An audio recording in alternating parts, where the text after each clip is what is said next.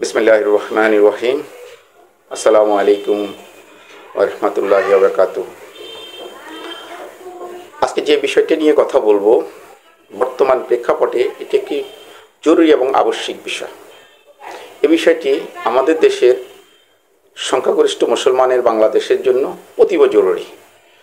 তো আমি আসলে এই কথাগুলো আমাদের দেশের বিজ্ঞ আলেমদের মুখ থেকে যেভাবে জেনে শুনে বুঝে আসছি, বিবেকের দায়বদ্ধতা এবং মুসলমান হিসেবে আমাদের ইমানি দায়িত্ব এবং নৈতিক দায়িত্ব মনে করে দু একটি কথা বলতে হয়। তো আমি বলবো, আমাদের দেশে যেই সমস্ত ইসলামী দলগুলো আছে, আপনি একজন মুসলমান হিসাবে ইসলামী দল করার জন্য আপনার অনুভূতি থাকতেই পারে, কারণ আমরা মুসলমান, আমরা পরকালে বিশ্বাস করি, আমরা জান্নাত জাহান্নামে বিশ্বাস করি। সুতরাং আমাদের ইসলামী দল করার প্রতি একটা সিম্পেথি থাকবে, এটাই স্বাভাবিক।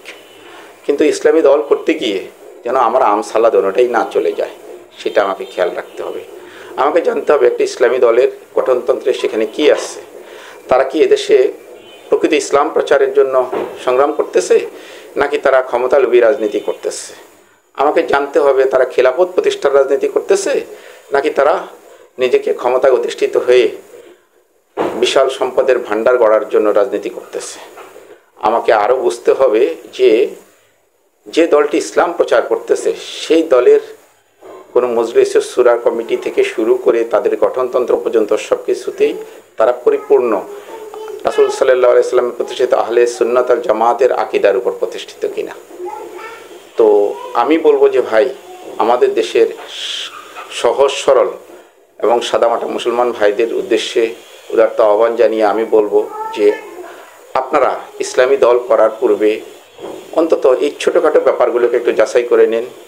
তারা, আবারও বলছি, তারা ইসলাম প্রতিষ্ঠার রাজনীতি করতেছে কিনা, তারা ইসলাম কায়েমের রাজনীতি করতেছে কিনা, তাদের সেই ইসলামটা প্রকৃত রাসূল সাল্লাল্লাহু আলাইহি সাল্লামের ইসলামের সাথে মিল আছে কিনা, এবং তারা মুখের কথা এবং তাদের কাজের সাথে বাস্তবতা মিল আছে কিনা, তাদের গঠনতন্ত্রের সাথে তাদের কার্যক্রমের মিল আছে কিনা, এই ব্যাপারগুলোকে আপনারা একটু ভালো করে খতিয়ে দেখবেন, তারপর আপনি ইসলামী দল করেন। তো আমি আপনাদেরকে বিশেষভাবে আবারও অনুরোধ করব, যারা প্রকৃত ইসলাম নিয়ে কাজ করে সেরকমের একটি ইসলামী দলের সাথে কাজ করুন।